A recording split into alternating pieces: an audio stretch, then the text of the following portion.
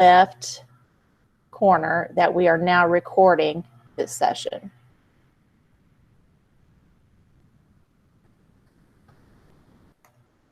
All right, now I'm going to tag my screen. All right, so again, I'm going to go through the process that I normally go through when I am creating a video and uploading it to my YouTube. I have found this to be a very simple way. I'm hoping it works okay with being in the meet. And I hope my bandwidth allows for all this mess. So we're going to kind of see. And I am recording so we can supply that for other people. If you have questions, put it in the chat or unmute, and then I'll be able to hear you. All right, so I'm going to go to present now. I'm going to present my entire screen. I'm going to click on the screen that pops up and click share. It says I'm sharing my screen.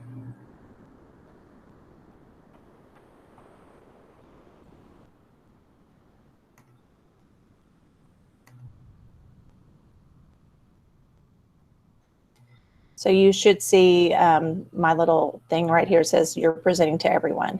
All right, so I'm going to, let's go to the website. So you should see my tab of the website that came up. And say I want to describe to you how to do something. And so this is me screencasting. The first thing I'm going to do is go to the site that I'm wanting to show. So I'm already there. Notice I have a ton of tabs. I probably should have gotten rid of a lot of my tabs, but it's crazy. I kind of know where they are. Anyway, so the first thing I'm going to do is go to the Screencastify extension, which should already be, if you are logged into your school account, you should already see the Screencastify extension. It's the orange arrow. If you have not set up your account with Screencastify already, I would encourage you to do that before you start any videos. In my previous emails, I've given instructions on how to get the free upgrade that they're offering right now during this season. Please do that, because with that upgrade, you're able to do videos longer than 5 minutes, and it gives you some editing features, which are great, and it just makes it so much easier. Now, I've already had the premium version, and it was only $24 a year, which I thought was so worth it. I think they've gone up to $50 a year for normal for the upgrade, but again, they're offering it for free. So go back to that email I believe I sent on Friday for that free upgrade. And then when you go here for the first time to the extension, when you click on it, you're probably going to have to log into your account. You wouldn't see this. You would see something about how you need to connect to that account. And once you do that, then you're fine from now on. So you'll get, after that, after you set it up, it's real easy, you'll get, this is the normal thing that pops up for the app. Now, normally, I will have both of these set. I will usually do desktop. If I do just the browser tab, then it will only record the tab that I'm currently in, because I normally go from tab to tab. I'm always doing the desktop version. Now, I can go to webcam only if I want to, and that's just me. So if you want to do just a webcam of you, I know a lot of you are going to be doing some read aloud, some book reading, or you just want to have a video that's just you, then it's webcam only. And then you have microphone here, and you can choose the different mics that you have just from the drop down here. I'm using the one that's attached to my earbuds here. And then I'm going to go back to desktop. And then with the embed webcam, that's going to put me in the corner like you normally see. Now I can go to show more options. They have a countdown feature. The default is 3 seconds, but I think you can go up to 5 or 10. The drawing tools, I'll show you that in just a second. And the system audio means if I have that on, that if I'm playing a video in my screencast that I'm doing here, then it's going to play the sound within that video. So usually have that on too. Show webcam preview, that's up to you. I usually have that off because I can see the webcam in the corner anyway. I don't need 2 different ones, so I usually have that off. So I'm going to just start here, hit record. I'm on 3 seconds. I got my front camera, and you'll see what happens. So when it pops up, like a lot of our apps, we'll click that. That's my screen. And then I'll click share. And then it should give me a countdown. And now I'm recording a Screencastify video.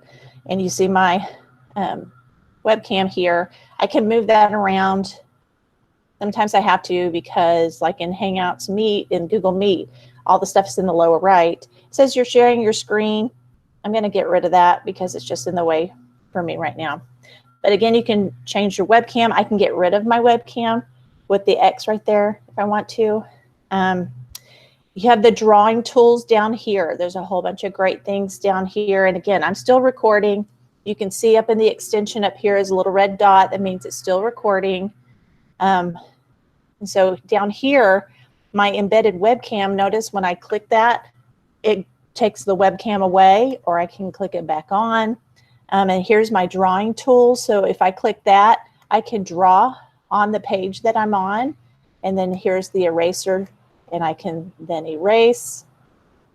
So if you have some things you need to underline, that's helpful.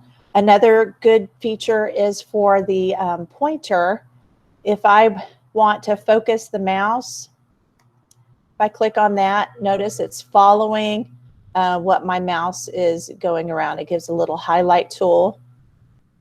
This feature, so I'm going to turn that off. This feature is hide the cursor when not moving. So when I'm not moving, it's going to take the cursor away. And then when I move it again, the cursor comes back. I haven't really ever used that.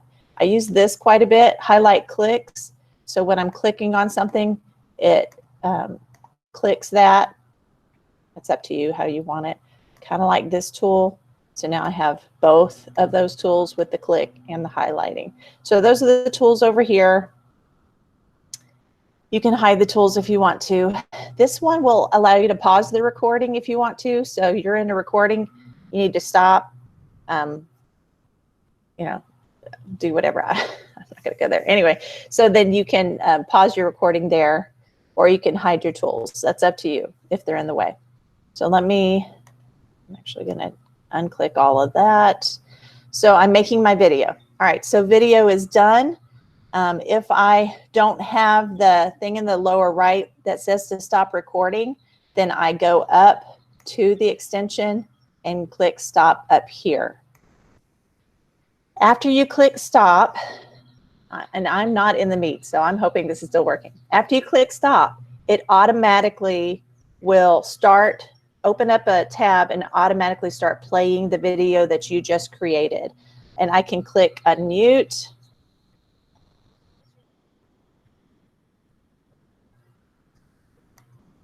So it's just going to go through, and notice right here, it's processing. Now this is the fastest processing I have seen in the past week. All of my videos have been really slow, but they're going fast right now. Please notice that when it is done, and it's saving automatically here to your Google Drive. Once you've created some videos, if you go to your Google Drive, you're going to see a folder called Screencastify, and it's going to automatically put all of these videos you're creating in that Google Drive folder, which is nice to have. And then you have these options over here. I would not download. You can download as an MP4. I would not do that. You can share directly to Classroom here. You can copy a shareable link that comes straight from your drive.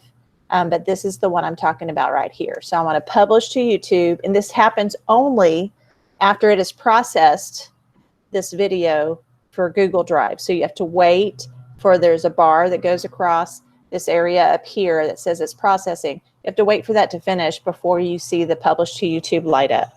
So these are the options that I was talking about right here. Public only if you have a video that you literally want the world to see. You don't have any students that are compromised, no personal information, that thing like that. So that's just public. And private is only videos you're putting on your channel for you to see. So unlisted is the main one we're going to be using for our kids. So that means they have the link, they're going to be able to see it. So this is a demo of Screencastify. And then I'm going to upload. And then this has been taken just not even 10 seconds. So it says your recording has been uploaded to YouTube. I can view it on YouTube, and I'm hoping, please let me know if the screen stops sharing. So this goes to my YouTube. It says it's processing the video. Now, what I normally do is go to my channel. So when you click on, when you're in your YouTube channel, and if you haven't set up your channel, it's real easy. Make sure you're signed into your account. You can access YouTube from the little waffle in the upper right of your Gmail, and then just go to YouTube that way. Click on that, and it will prompt you to create your channel if you haven't already. So this is my channel, and when you come to your channel, which you click on your face, and then you click on your channel, it should bring you here. And then you want to go to YouTube Studio, and that's kind of where your editing, all your editing ability comes from in YouTube. I'm going to take a breath if anybody has any questions so far. You're going to have to unmute and let me know. So it comes to my dashboard. This is all new. Yeah. Hey, Tammy. Hey, sorry to interrupt. Okay, did you say we're going to be creating campus YouTube channels for all the read-alouds?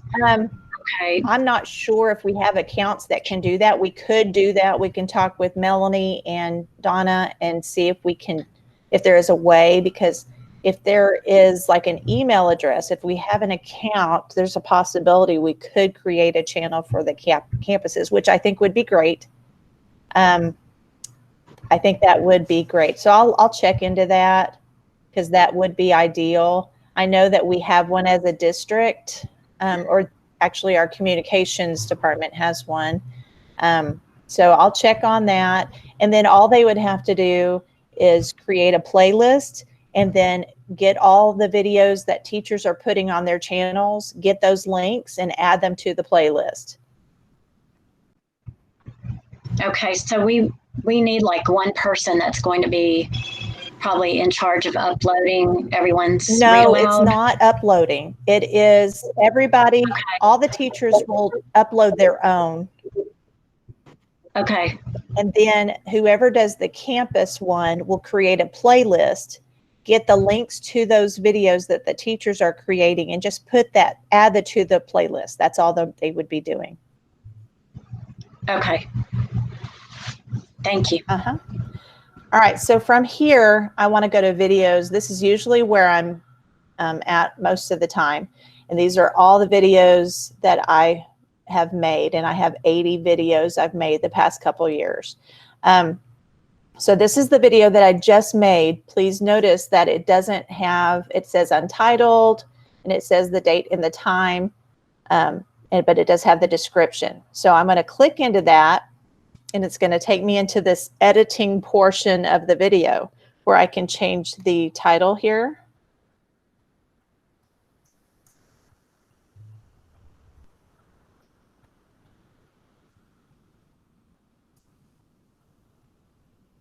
I don't need to do that. I can change the thumbnail. They give me some options here, and I can also upload my own thumbnail. So sometimes when I make a video, I want to make a cute little thumbnail with my Bitmoji and then the title of it. So sometimes I'll upload my own, but you know, not today. And then I notice I have my visibility is still set to unlisted, which I set when I uploaded from Screencastify. I can add it to a playlist if I want to.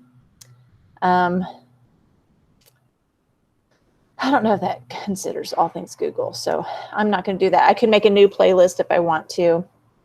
I may make a new playlist just for distance learning help in the future. Now, when I set up my channel, there's new parameters for content built for kids.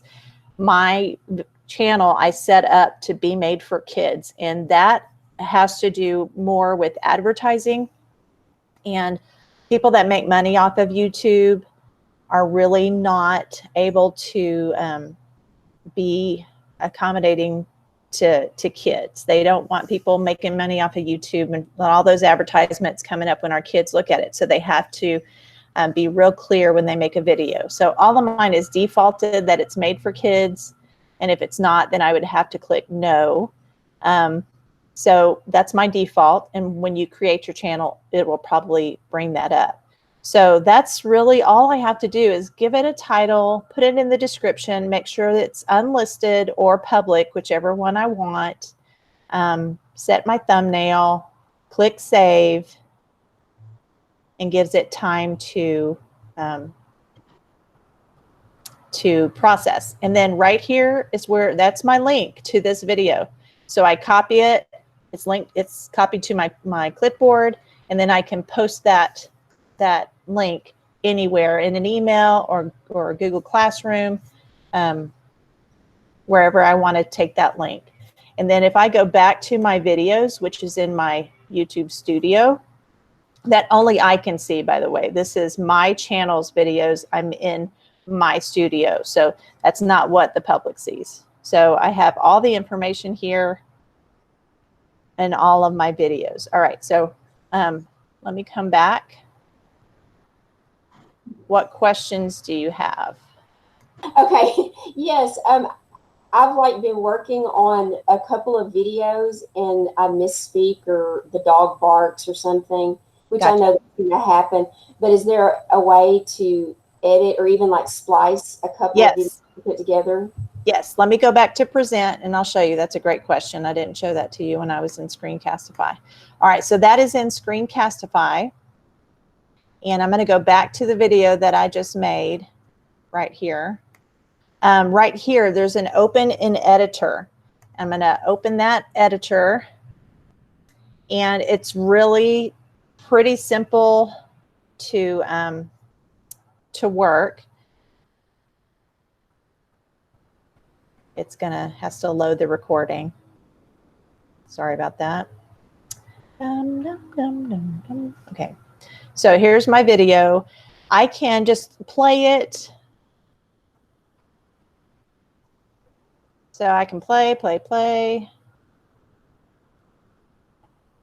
And if I right there want to stop it, then wherever it is stopped right there, I just hit the cut right there. And when I cut that, and I can go ahead and do that right now. So if I cut it, then it cuts them at that place.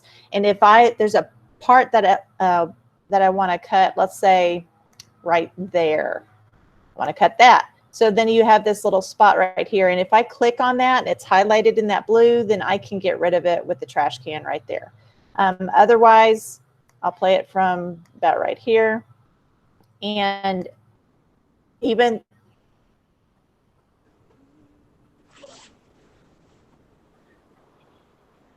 so, even though it's cut, it's still continuous, but I can do different things with those little spliced pieces. Does that help?